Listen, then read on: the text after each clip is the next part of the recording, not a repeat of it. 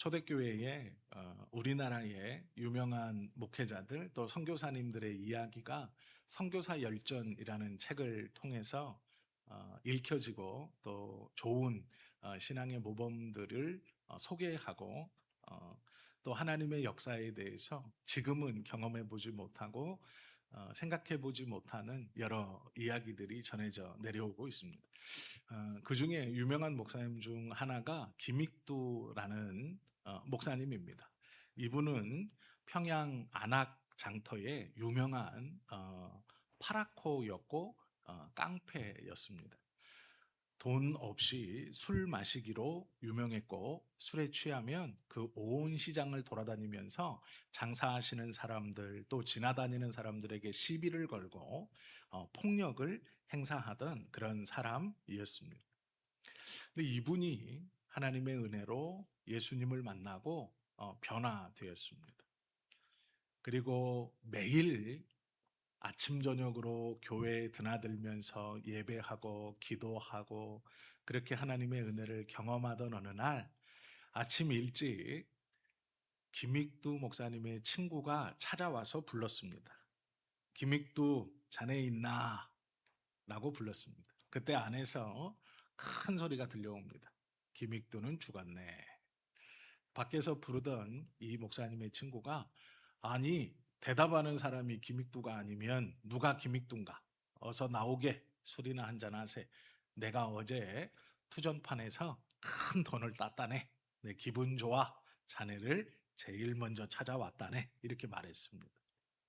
그랬더니 김익두 목사님이 이렇게 대답했다고 합니다. 나는 죽었네. 옛날에 자네랑 술 퍼마시고 주먹질하던 그 망나니 김익두는 이제 죽었네. 십자가에 못 박혀 죽었으니 다시 찾지 말게. 나는 예수 믿고 완전히 새롭게 태어난 새 사람 김익두라네. 이렇게 대답했다고 합니다. 옛날에 술 마시고 함께 시간을 보냈던 사람이 옛날 술 마시던 김익두를 찾아오니까 죽었다라고 얘기한 것이죠. 나는 옛날 술 마시던 김익두가 아니라 새로운 사람, 새 사람인 김익두가 되었으니 친구를 하려면 새 사람 김익두에 맞는 친구가 되어야 한다라고 했고 결국 큰 돈을 따서 아침부터 술자리를 하고 싶었던 그 친구도 결국 예수님을 믿고 이 김익두 목사님의 교회에서 좋은 장로님이 되었다라는 이야기가 선교사 열전에 기록되어 있습니다. 마음이 흐뭇해지고 이렇게 변화되는구나라는 이야기이죠. 우리가 하나님을 믿으면 우리의 신앙의 단계도 대략 세 단계로 나누어서 성장해 가는 것입니다. 절대로 중간 단계를 뛸 수 없습니다. 한꺼번에 과감히 생략하고 마지막 단계까지 올라갈 수 없습니다. 그러면 그 세 단계가 무엇인가? 이 시간 잠시 좀 생각해 보고 나는 어느 정도 위치에 있고 나의 부족함은 무엇인가? 한번 돌아보는 그런 시간이 되면 좋을 것 같습니다. 불교에서는 환생을 말합니다. 1000번을 환생하고 10,000번을 환생해도 그 환생이 구원과는 상관없는 것이죠. 그러기에 똑같은 삶을 똑같은 구원과 상관없는 것을 수백 번, 수천 번 한다고 해도 사람에게 아무런 유익이 없는 것입니다. 사람으로 태어나는 것, 짐승으로 태어나는 것, 불교의 가르침대로라면 그 환생은 똑같은 삶을 쳇바퀴 돌듯이 돌아가는 것이죠. 그래서 삶을 고행이라고 말합니다. 이 환생의 굴레에서 벗어나는 것이 해탈이고 벗어날 수 있다는 것을 깨닫는 것이 해탈이고 벗어난 것을 공이라고 부릅니다. 아무것도 없는 상태, 환생에서 벗어나는 것이 정말로 극락에 들어가는 아무것도 없는 세계가 오히려 극락이 되는 그것이 불교의 가르침입니다. 하나님을 믿는 우리들은 전혀 다른 생각을 갖고 있습니다. 하나님의 나라에 들어가 그 하나님과 함께 영원히 사는 것이죠. 그러려면 이 땅에 살면서 세 단계의 신앙의 성장을 거쳐야 합니다. 예수님께서 어느 날 저녁 찾아와 물었던 젊은 관원의 이야기를 우리는 알고 있습니다. 니고데모라는 사람이 예수님께 와서 물었습니다. 예수님, 내가 새롭게 태어나려면 어떻게 해야 됩니까? 하나님의 나라에 들어가려면 새 사람이 되어야 한다고 가르치시는데 어떻게 제가 새 사람이 될 수 있습니까? 지금 제가 어떻게 새롭게 태어납니까? 어머니의 뱃속에 어떻게 들어갔다 다시 나올 수 있습니까? 라고 묻습니다. 그때 예수님께서 그 니고데모에게 이렇게 대답해 주십니다. 사람이 물과 성령으로 나지 아니하면 하나님 나라에 들어갈 수 없느니라. 육으로 난 것은 육이요 영으로 난 것은 영이니라. 요한복음 3장 5절에서 6절까지의 말씀입니다. 새롭게 태어나기를 원하는 니고데모에게 어떻게 태어날 수 있습니까? 물과 성령으로 거듭나지 아니하면 태어날 수 없고 육으로 난 것은 육이고 영으로 난 것은 영이다라고 말합니다. 그리스도인이 새롭게 태어난다는 것은 육적인 일이 아니고 영적인 일입니다. 예수님을 믿어 새롭게 태어났다고 해서 얼굴이 바뀌거나 체형이 바뀌거나 성별이 바뀌는 것은 아닙니다. 새롭게 태어났다는 것은 우리의 영이 새롭게 태어났다는 것이죠. 이 새롭게 태어난 사람들이 살아가는 모양을 신앙생활이라고 말합니다. 내 안에서 끊임없이 솟아오르는 육적인 정욕, 안목, 자랑, 욕심, 이 모든 것들을 다 끊어내고 내 안에서 조그맣게 소리 지르고 미세한 음성으로 말씀하시는 하나님의 뜻과 하나님의 나라를 크게 듣는 것. 그것이 신앙생활의 모습입니다.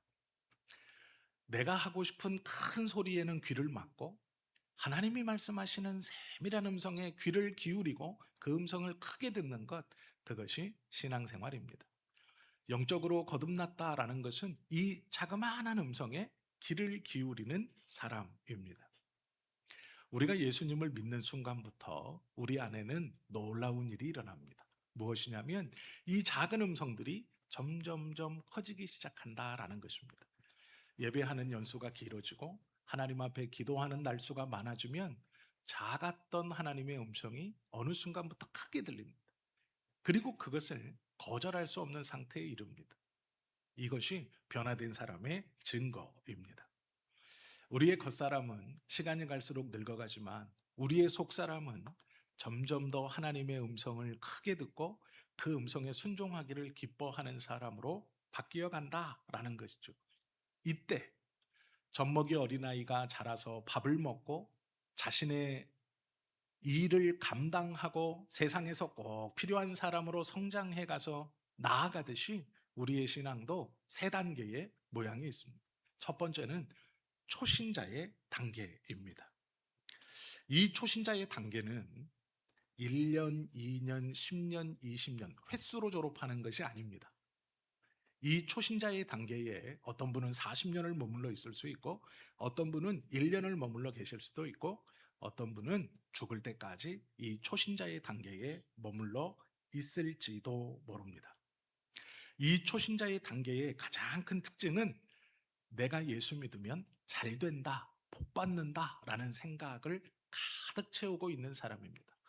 예수 믿는 이유가 무엇입니까? 내가 건강해지고 내가 부자 되어지고 내 자식이 잘 되고 내 사업이 왕성하게 일어나기 위해서 예수님을 믿습니다. 아니, 초신자예요. 잘못된 건 아니지만 성장해 가야 할 단계에 있는 것입니다. 모든 사람은 이렇게 예수를 믿습니다. 제가 처음 예수를 믿었던 이유는 구원 때문이었습니다. 어느 날 부흥 강사 목사님의 비유를 듣고 있다가 아, 내가 정말 필요한 건 구원이구나. 그런데 그것도 많이 성장하고 성숙한 후에 느꼈던 마음입니다. 초등학교 4학년 때 동네 국민회관 2층의 큰 회관에서 부흥회가 열렸습니다. 성결교의 대표적인 그 당시의 부흥 강사였던 앞에 성은 잘 기억이 안 나는데 뒤에 성함이 호준이셨어요. 무슨 호준 목사님이셨는데 그 목사님이 이제 연합 부흥회에 성결교 강사로 오신 거예요. 부흥회를 막 했습니다. 첫째 날은 어머니 옆에서 졸다가 이렇게 지냈어요. 둘째 날 저녁이 됐습니다. 이제 목사님께서 몸이 아픈 사람들 일어나 봐라. 그때 제가 천식이 있었습니다. 그러니까 어려서부터 병원에 다녔어요. 저희 어머니가 너 일어나라, 현진아. 천식을 고쳐야 된다. 일어나라. 그래 초등학교 4학년에 일어났습니다. 그리고 아픈 부위 폐가 이 정도 있겠지 해가지고 이렇게 팔짱을 끼고 막 기도하면 이제 목사님이 앞에서부터 팍 안수를 해주면서 뒤로 오시는 거예요. 그런데 안수 받는 사람들이요 뻥뻥 넘어져요. 뒤로 다 막 쓰러집니다. 그래서 저도 그 믿음을 가지고 하나님이 천식을 고쳐주세요. 막 기도했습니다. 그렇게 기도하고 목사님이 제 머리를 팍 대는 순간 제가 알았어요. 이건 안 넘어질 수가 없다. 엄청 세게 밀더라고요. 초등학교 4학년 애가 버틸 수 없는 힘이었어요. 예. 그래서 뒤로 빡 넘어졌습니다. 저희 어머님이 너무 좋아서 너무 기뻐서 천식이 고쳐졌다고. 저는 모르겠는데 엉덩방아만 쪄서 그리고 눈 감고 있었으니 얼마나 깜짝 놀랐겠어요. 팍 밀으니까. 오 그랬는데 저희 어머님은 너무 좋아하셨어요. 천식이 고쳐졌다. 그리고 이 목사님이 그 다음 하신 행동이 안경 쓴 사람 다 나와라. 안경 다 내려놔라. 자기 침을 뱉어가지고 눈에다 발라주시더라고요. 그러면서 막 기도하시는 거예요. 그런데 재밌는 건 본인도 안경 쓰고 계셨어요. 그때는 은혜였어요. 다 은혜였습니다. 너무 놀라웠어요. 목사님들은 다 저걸 기본으로 하는구나.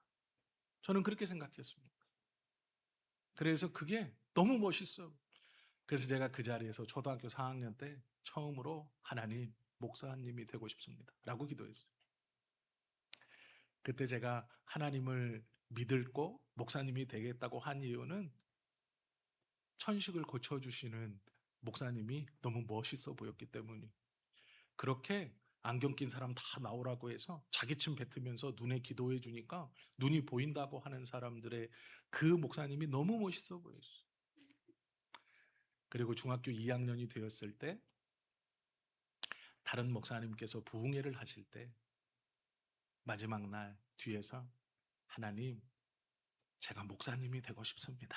두 번째 기도했어요. 중학교 2학년 때. 하나님 내가 목사님 시켜주십시오. 목사님 시켜주십시오. 그렇게 기도했어요. 왜 그랬냐면 그분이 너무 멋있어 보이는 거예요. 그 목사님이 앞에서 설교하시는데 갑자기 무슨 뭐 탤런트 저리가 너무 멋있어 보이는 거예요. 몸에서 빛이 나는 것도 같고 그 말할 수 없는 신비함이 목사님의 몸에서 그 아우라가 느껴지는 거예요. 너무 부러웠어요. 나도 저런 남자가 되고 싶다. 나도 저런 사람이 되고 싶다. 그래서 기도했어요.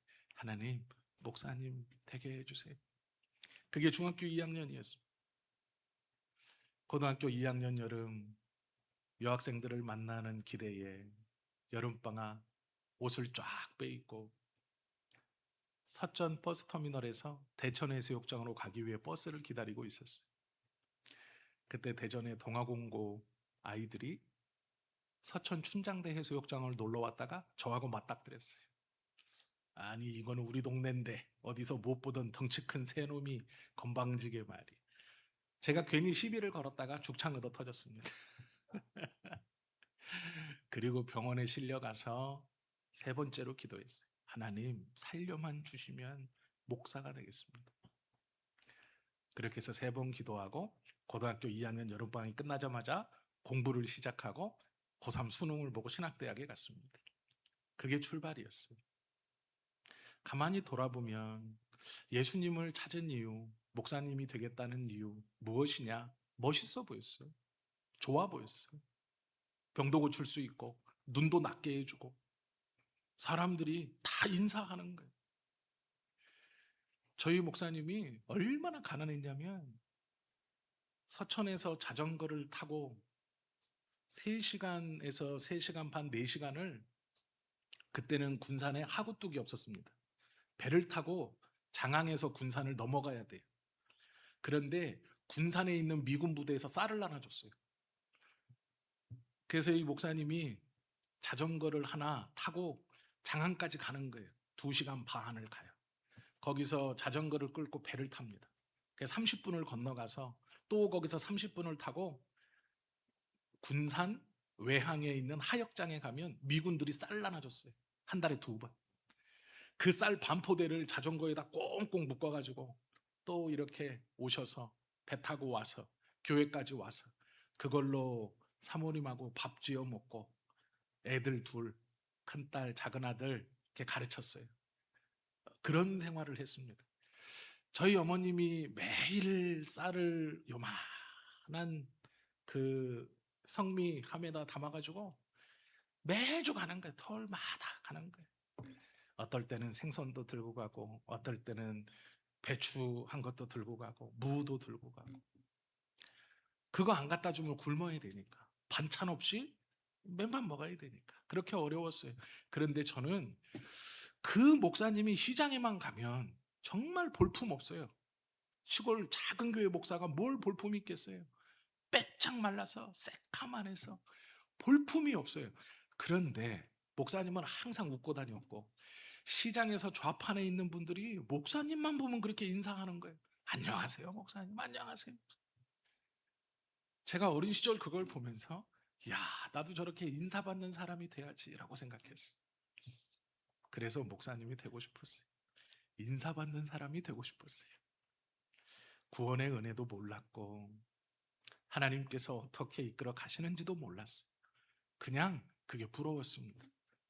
그게 눈에 들어와서 아, 시골에서는 제일 인사 많이 받는 사람이 목사님이구나. 그렇게 생각해서 목사가 되고 싶었어요. 그게 시작입니다. 1단계.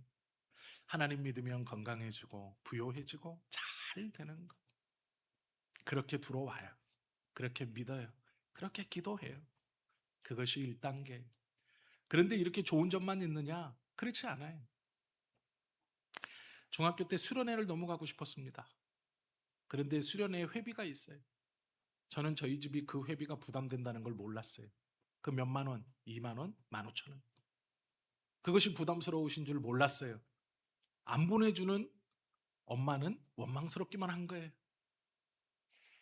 그 15,000원 내고 애들은 수련회 가는데 저는 안 보내주는 거예요. 아니, 교회에서 그렇게 열심히 나가고 새벽 예배 나가지, 수요 예배 나가지, 금요철에 나가지, 주일이면 아침에 가서 저녁 때 들어오는 신앙 좋은 최집사가 애 수련회는 안 보내줘요.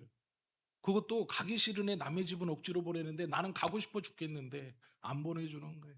나중에 알았어요. 아, 우리 집이 그 10,000원, 15,000원이 없었구나. 그때는 몰랐어요. 원망스럽더라고요. 막 기도했어요. 하나님, 수련회만 갔다 갈 수 있게 해주시면 새벽 예배를 나가겠습니다. 한 번도 안 가봤는데. 근데 결국 못 갔어요. 그래서 새벽 예배 안 갔어요. 네. 처음에 하나님을 믿는 것은 그런 거예요. 기도하면 되겠지. 내 맘대로 해주겠지. 내 기도를 들어주겠지. 건강을 회복시켜주고 부자 되게 해주겠지. 이게 1단계.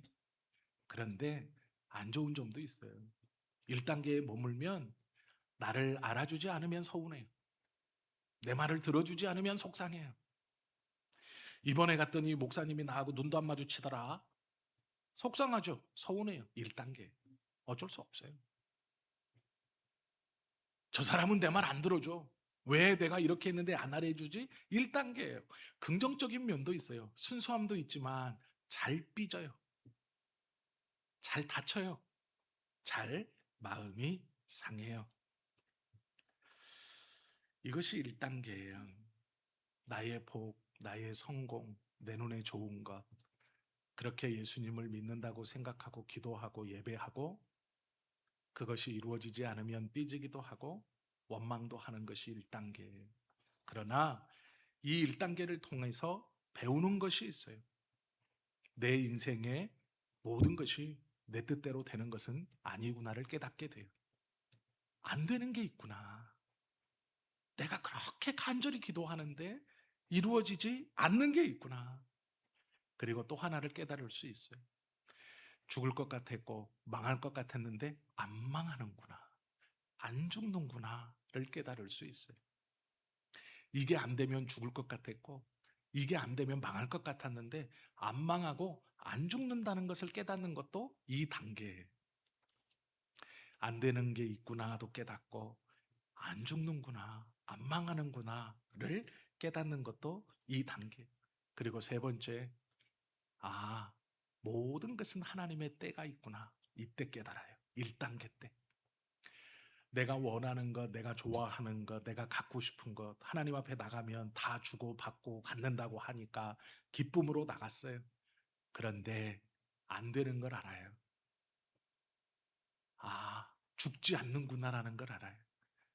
아, 하나님의 때가 있구나라는 걸 깨닫는 것도 2단계.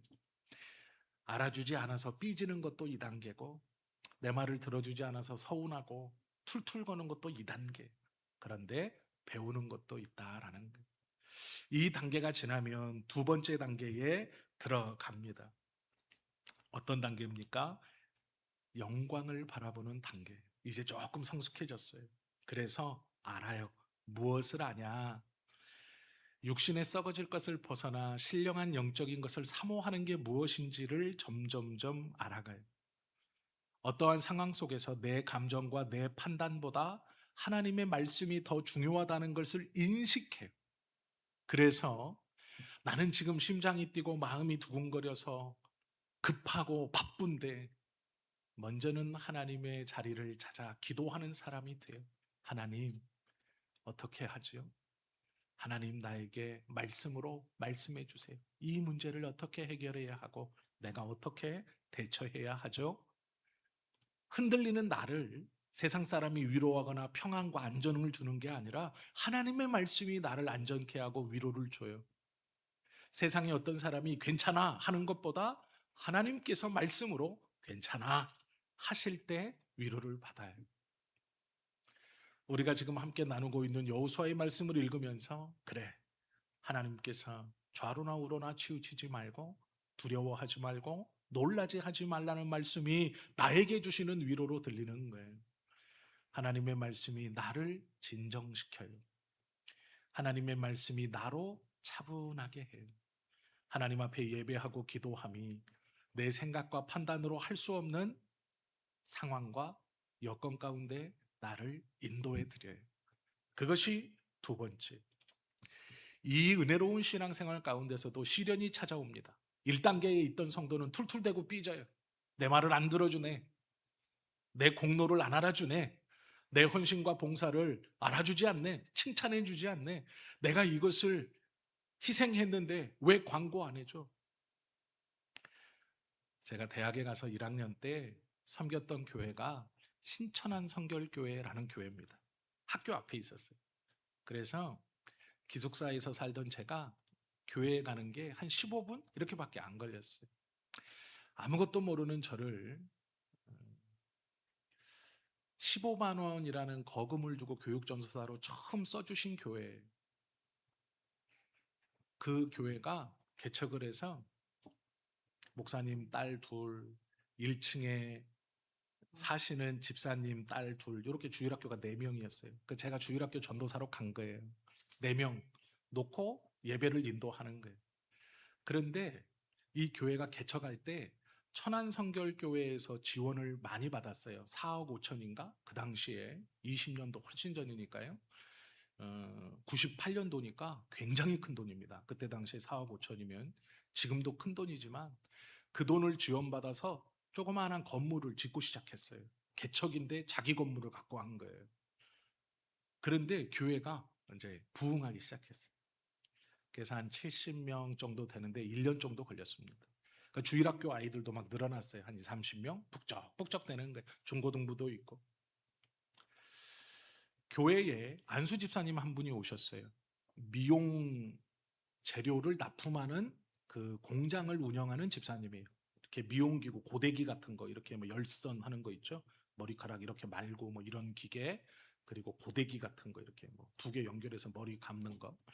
그런 것들을 납품하는 집사님. 교회가 1년 만에 처음으로 체육대회를 했습니다. 그래가지고, 어, 교회 근처에 있는 학교 운동장을 빌려서 성도님들이 체육대회를 했어요. 참 재밌게 했어요. 도시락도 주문해서 맛있는 것도 먹고, 거기서 처음으로 이제, 근데 목사님도 얼마나 기분이 좋았겠어요. 처음으로 교회가 체육대회를 했으니 즐거운 시간을 보냈어요. 아이들도 그렇고, 어른들도 그렇고, 잘 보냈어요. 그리고 나서 이제 다 끝나고 돌아왔는데, 월요일 날 새벽 예배 차량 운행을 하려고 차량을 딱 몰고 교회 봉고차 스타렉스를 몰고 블럭을 딱 내려갔는데 느낌이 이상한 거예요. 처음 느껴보는 느낌인 거예요. 어? 이상하다? 하고 차에서 내려서 보니까 타이어가 구멍이 나 있는 거예요. 빵꾸가 났어요. 새벽에 그걸 어디서 떼옵니까? 새벽 예배 차량 운행하는. 그래서 목사님한테 전화해서 목사님, 차 타이어가 앞 타이어가 펑크가 났습니다. 이거 어떡하죠? 떼올 시간도 없는데 운행 어떡하죠? 그랬더니 자기가 전화를 드릴 테니까 어쩔 수 없지 않냐. 새벽에 뭐 어떻게 하겠냐. 그래서 조금 무리가 되더라도 다시 원래 자리로 이렇게 세워놓을 수 있는지 봐라. 그래서 이제 세워놨어요. 뭐 휠이 망가지든 그런 거 몰랐어요. 그때는 그냥 목사님이 제자리다 놓으라니까 그냥 막 웅 해가지고 후진해서 제자리다 놨어요. 그리고 이제 저는 한 주간을 이렇게 보낸 거죠. 그리고 나서 수요 예배 끝나고 차를 세워놓고 이제 목요일 날 새벽 예배 차량을 하려고 나왔는데 뻥크가 또 난 거예요. 그래서 또 전화를 드렸어요. 목사님 뻥크가 또 났네요. 이거 이상하다. 이번에 갈았는데. 그리고 나서 봤더니 세상에 새벽에 한 남자가 송곳을 들고 교회 타이어를 이렇게 옆에를 찢어서 펑크를 내놓고 있는 거예요. 목사님이 그걸 보셨어요. 그런데 그분이 안수 집사님이었어요. 일이 왜 이렇게 됐느냐?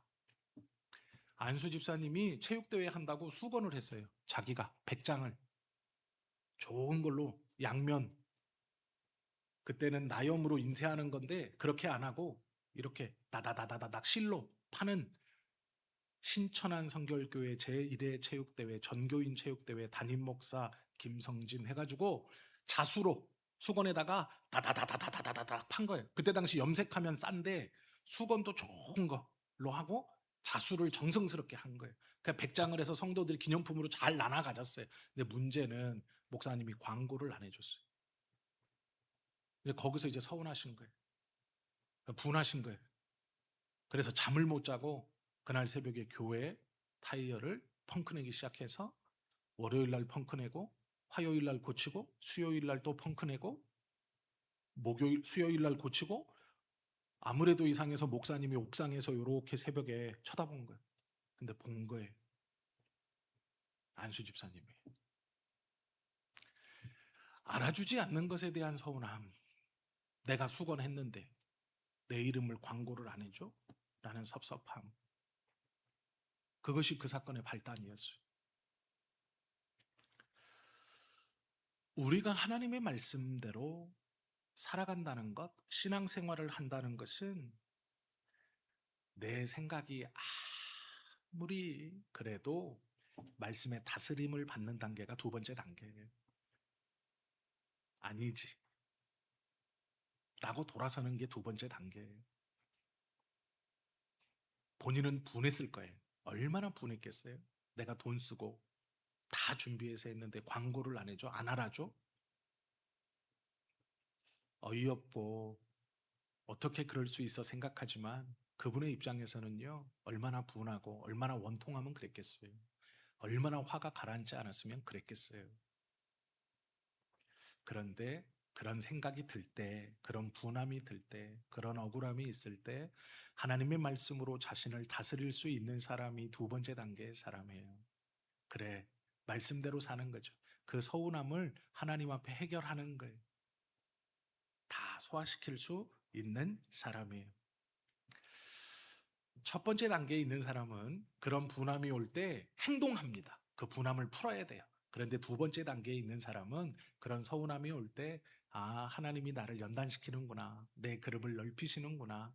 시련과 고난과 아픔이 첫 번째 단계에서는 원망의 조건이고, 엇나감의 조건이고, 빗나감의 조건인데, 두 번째 단계에서 시련과 고통은 나를 연단하시고, 내 그릇을 넓히고, 나를 품을 크게 하시는 하나님의 계획이구나라는 걸 깨닫는 거예요.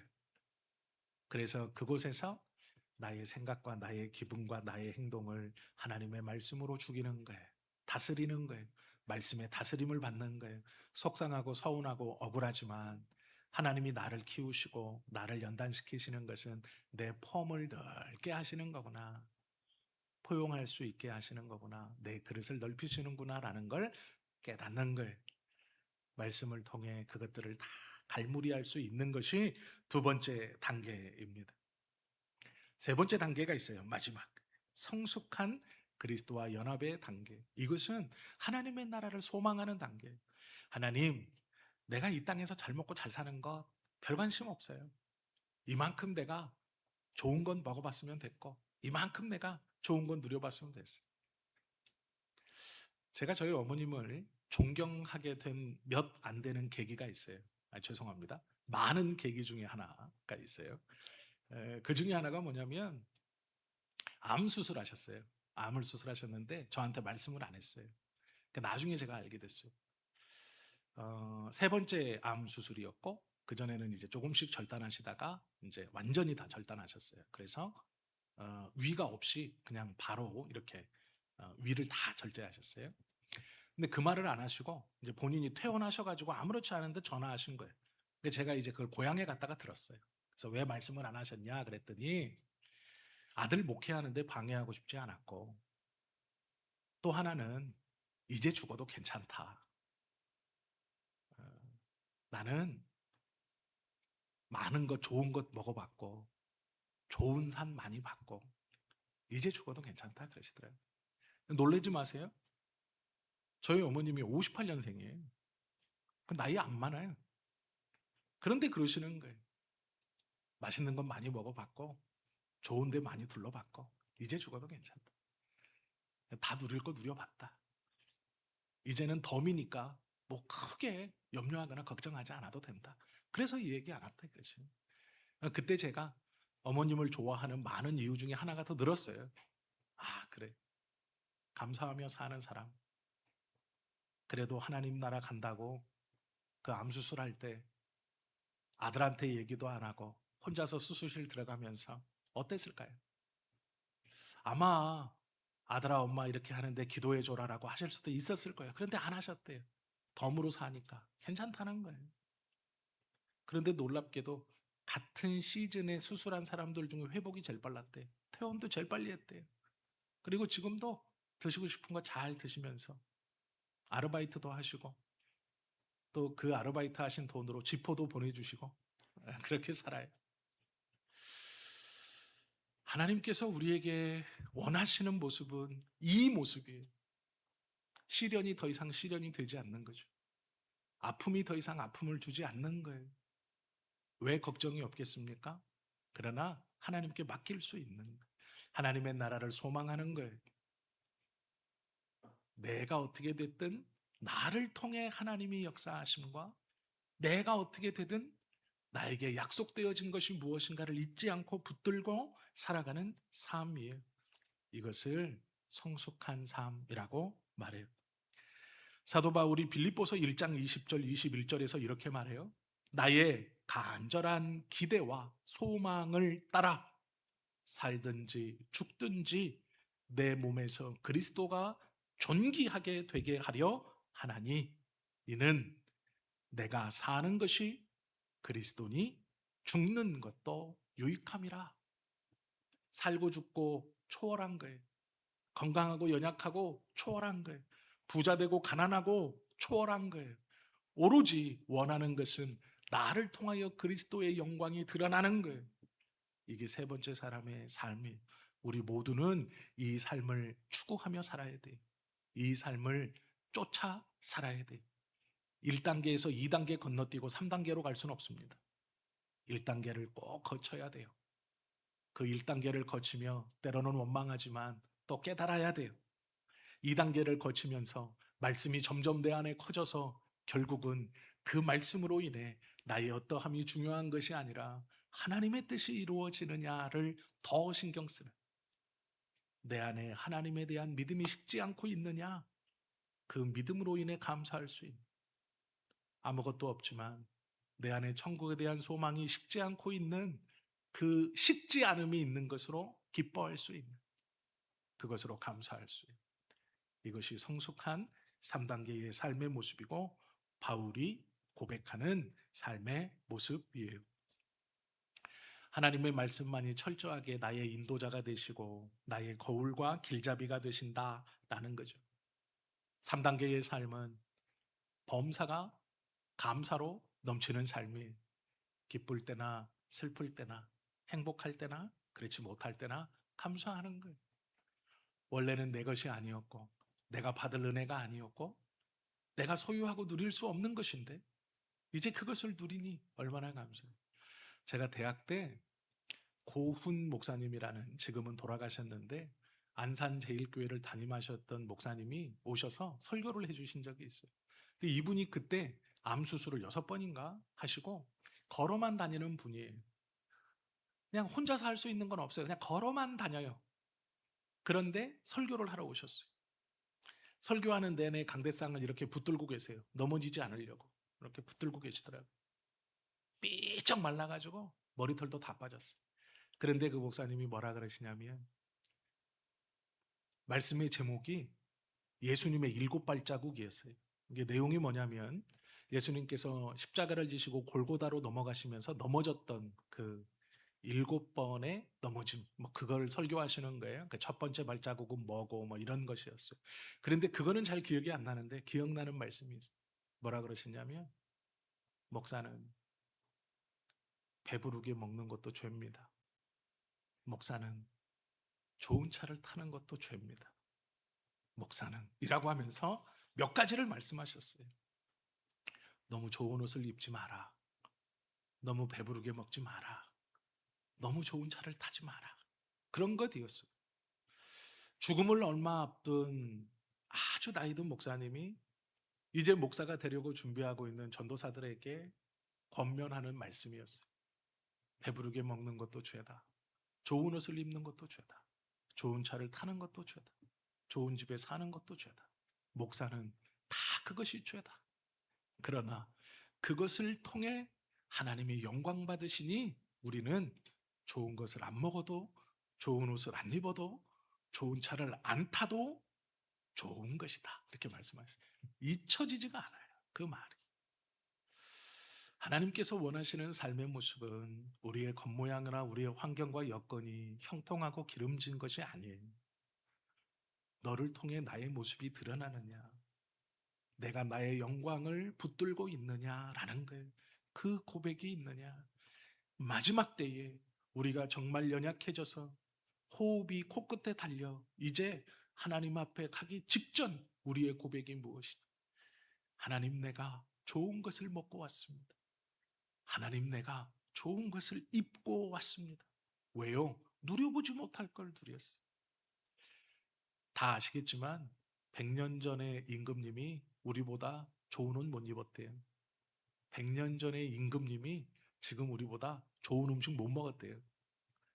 100년 전에 임금님이 지금 우리보다 좋은 집에 못 살았대요. 우리는 하나님의 은혜로 지금 살고 있어요. 우리가 먹는 것이 얼마나 좋은 것인지, 우리가 입는 것이 얼마나 좋은 것인지, 우리가 사는 것이 얼마나 좋은 것인지 하나님 앞에 고백할 수밖에 없는 거예요.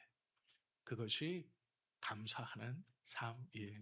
원래는 내 것이 아니었고 원래는 내가 누릴 수 없는 것인데 하나님이 주신 것이죠. 그러기에 감사한 것뿐이에요. 우리의 신앙은 이처럼 한 단계, 두 단계, 세 단계 성장하는 거예요. 내가 어느 단계에 있는가 고민 한번 해보세요. 한번 생각해 보세요. 나는 아직도 첫 번째 단계에 있나?